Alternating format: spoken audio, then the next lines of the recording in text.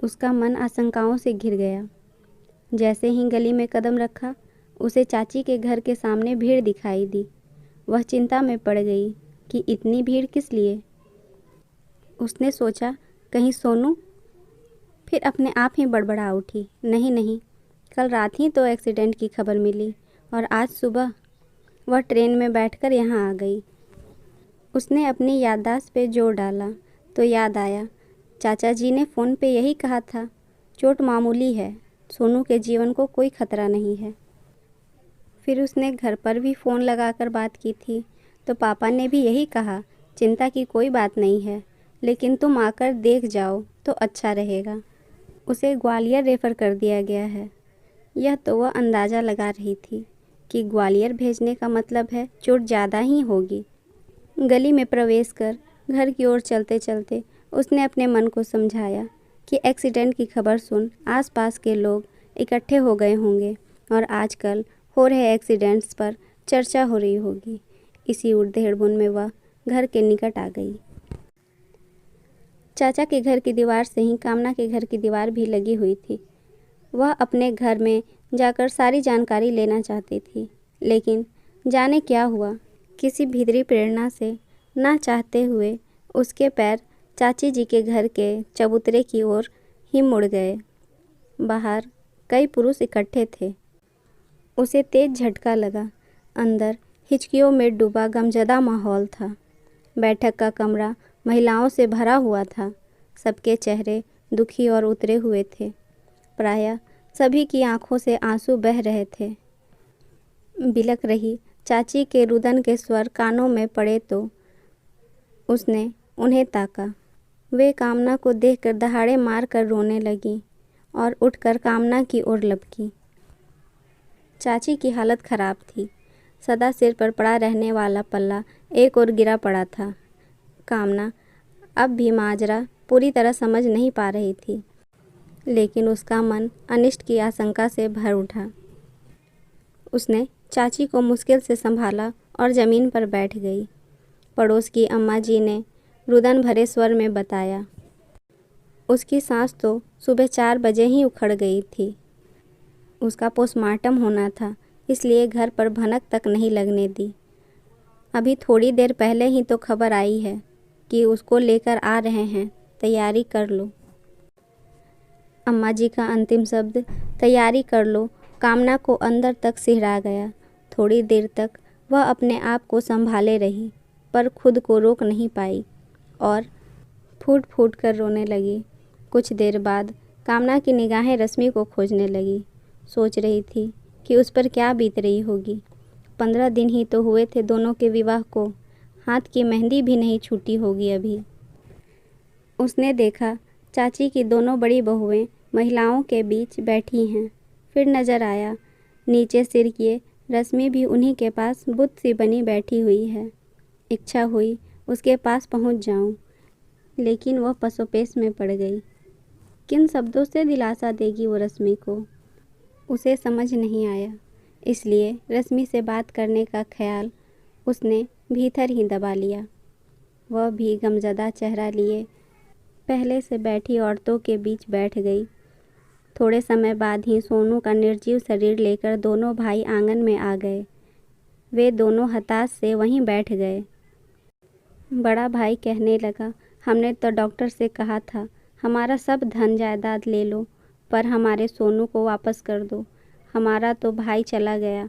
दूसरा बोला, जिंदगी में कुछ नहीं रह जाता, कोई अपने साथ धन संपत्ति कुछ नहीं ले जाता, सब यहीं धरा रह गया।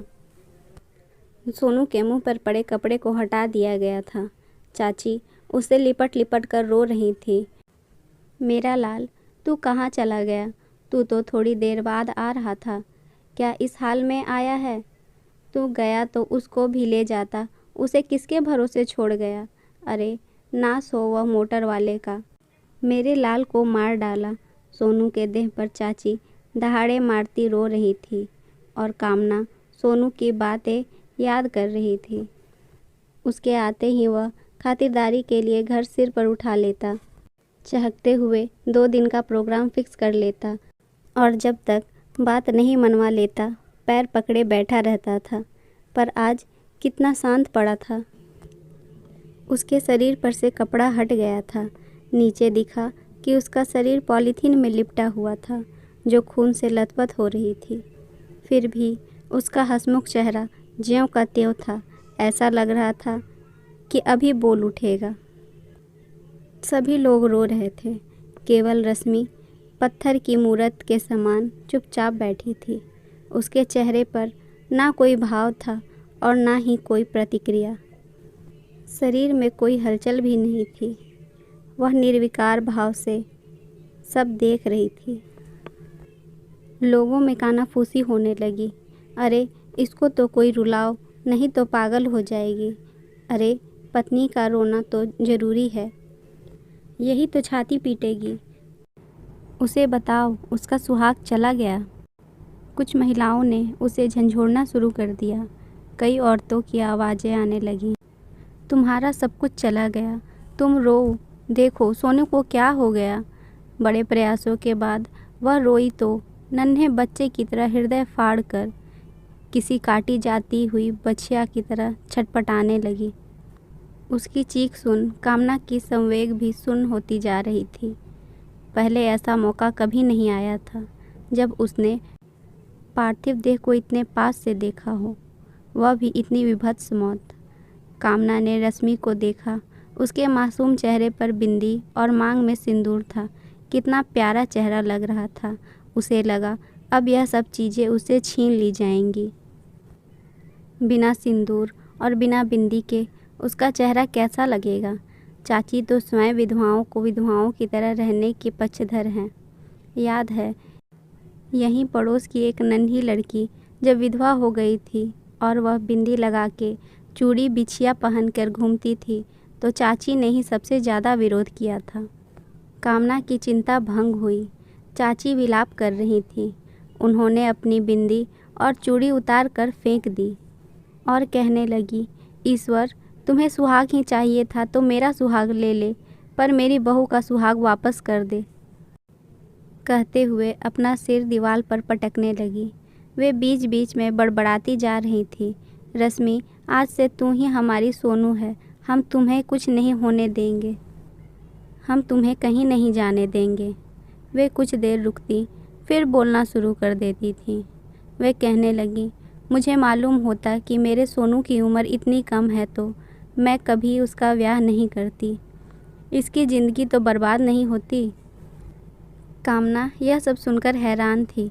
उसे लग रहा था कि चाची बहू को ही दोष देगी कि तू ही मेरे बेटे को खा गई, लेकिन चाची ने ऐसा कुछ नहीं कहा, बल्कि वे रश्मि के प्रति सहानुभूति दिखा रही थी।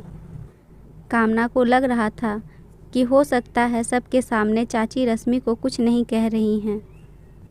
सोनू चाची का सबसे लाडला बेटा, सबसे छोटा होने के कारण लाड का हकदार भी। इस वजह से रश्मि भी चाची की लाडली बहू है। लेकिन इस स्थिति में हर औरत बहू को ही अपशगुनी बताती, ऐसा कामना को लग रहा था। बेचारी यह वाक्य चाची ने उस दिन कहा था जिस दिन सोनू के ब्याह के बाद रश्मि ने रसोई में प्रवेश किया था और इतने बड़े परिवार के लिए खिचड़ी बनाई थी। दरअसल रश्मि अल्हड़ थी और अबोध भी, सुंदर ऐसी कि प्लास्टिक की गुड़िया लगे। उसकी सुंदरता देख दूसरी बहुएं जल भुन गई थीं। बचपन में माँ मर गई सो माँ के लाड की भूखी थी। चाची को देखा तो हुलस कर रो उठी। चाची भी द्रवित हो उठी थी। फिर दूसरे दिन अपनी अटैची में से निकालकर अपना बचपन का एल्बम के फ़ोटो सबको दिखा रही थी कि एक फ़ोटो देख चाची काठ सी हो गई। बचपन में रश्मि को किसी ने लड़के के कपड़े पहनाकर फ़ोटो खींचा था। वह फ़ोटो सामने था। कामना ने हिलाया तो चाची ने यादों में बुदबुदाते हुए कहा, ऐसी ही तो लगती थी मेरी चिम्मी, मेरी चिरैया। फिर लंबी सांस खींचकर रश्मि को खींचकर सीने से लगा लिया उन्होंने। सब चकित थे। जालिम सास के रूप में सबको पीछे छोड़ देने वाली चाची में यह परिवर्तन, और सबको याद आ गई चिम्मी, चाची की सबसे छोटी बेटी, जो बचपन में ही अकस्मात चल बसी थी। तब से चाची रश्मि में बहू नहीं, संभवतः बेटी देखने लगी थी। सोनू का पार्थिव देह कफन में लिपट कर अंतिम यात्रा पर चल पड़ा। औरतें कई घंटे तक ऐसे ही बातें करती रहीं। घर के पुरुष अंत्येष्टि करके वापस आ गए थे। कामना ने कंधा देने वाले पुरुषों के कंधे पर तेल लगाया, जिससे उनके कंधों से अर्थी का बोझ उतर जाए। रिवाज के अनुसार विवाहित लड़कियां रुकती नहीं हैं। कामना भी जाने लगी तो चाची की याचक निगाहों ने उसके पैर बांध दिए। वो फूट फूट कर रोने लगी। फिर फुसफुसाते हुए बोली, तुम रुक जाओ कामना, तुम्हारी रश्मि से खूब पटती है। तुम चली जाओगी तो उसे कौन दिलासा देगा। उन्होंने कामना का हाथ पकड़ लिया। कामना ने कोई उत्तर नहीं दिया। वह चुपचाप खड़ी रही। उसके मनोभाव को ताड़ते हुए उन्होंने कहा, नल पर नहाकर मंदिर के दर्शन कर आओ, वापस जाने का रिवाज भी हो जाएगा। कामना को फिर झटका लगा। चाची जैसी रूढ़िवादी महिला आज इतना आधुनिक कैसे सोच रही है। चाचा के 3 बेटे थे, 2 बड़े बेटे और उनकी बहुएं। सोनू तीसरा बेटा था। बेटी कोई नहीं थी। बड़े भाई की बेटी कामना को ही इस घर में बेटी का दर्जा मिला हुआ था। पूरे कुटुंब में चाची तेज तर्रार और हठीली मानी जाती थी। वो रीति रिवाजों का बखूबी पालन करती थी, यहाँ तक कि उनके चेहरे से कभी पल्ला भी नहीं हटा था। जब वे अपनी बात पर अडिग हो जाती तो चाचा जी भी कुछ नहीं कर पाते थे। उनके कारण ही चाचा और पापा में बंटवारा हो गया था। सभी चाची के लड़ाकू स्वभाव से परिचित थे, जिसकी खबर आसपास के तमाम बिरादरी भाइयों में फैली हुई थी। फलस्वरूप कोई भी अपनी बेटी उनके घर देने से झिझकता था। अभी 15 दिन पहले की ही तो बात है। मुश्किल से एक गरीब परिवार मिला जब सोनू की शादी हुई। दरवाजे पर रश्मि के मायके से आई डलिया में गुना खोजा गया। वह नहीं मिला। शायद रश्मि के घर के लोग वह रखना भूल गए होंगे। तब चाची ने हाय तौबा मचा डाली थी।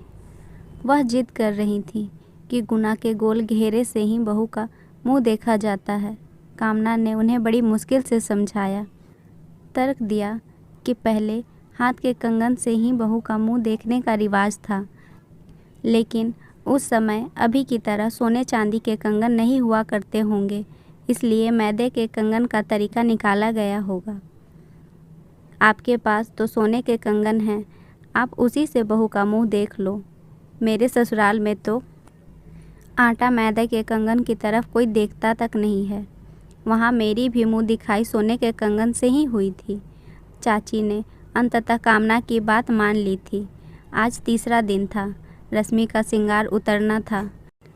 पड़ोस की महिलाएं जैसे ही उसकी चूड़ियाँ उतारने लगी, चाची पर्वत की तरह बीच में आकर खड़ी हो गई और रोते हुए बोली, इसका यह रूप मैं कैसे देख पाऊंगी। इसको देख देख कर और ज़्यादा याद आएगी कि मेरा सोनू नहीं है। इसे बख्श दो, मैं तुम्हारे आगे हाथ जोड़ती हूँ, कहकर वे गिड़गिड़ाने लगी। उनके रुदन में इतनी कसक, इतनी वेदना और इतनी तड़प थी कि महिलाओं के हाथ रुक गए।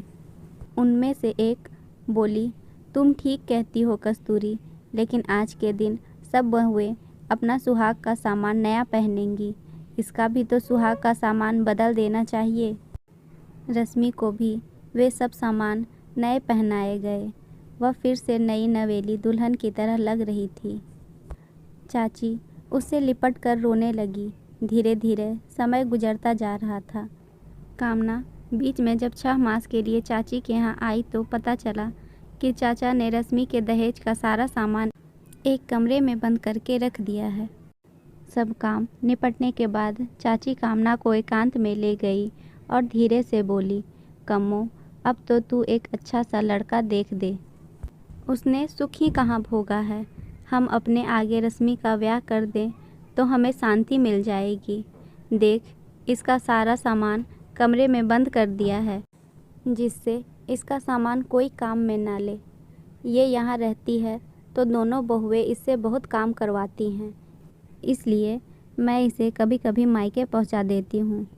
कहते कहते उनकी आवाज़ भर आई। थोड़ा रुककर वो फिर से बोली, मुझे मालूम होता कि मेरा सोनू एक जन्म भी इसका साथ नहीं दे पाएगा तो मैं इसे ब्याह कर नहीं लाती, कहकर वो बिलखने लगी। कामना उन्हें दिलासा देते हुए सोच रही थी कि चाची का यह विचार तो बहुत अच्छा है। वे पुनः बोल उठी, देख, उसके माँ बाप तो गरीब हैं। ये ब्याह ही उनने बड़ी मुश्किल से किया था। तू रुपए पैसे की चिंता मत करना, हम करेंगे शादी, हम करेंगे कन्यादान। कामना को चाची के चेहरे पर अडिग निश्चय का भाव दिखाई दिया।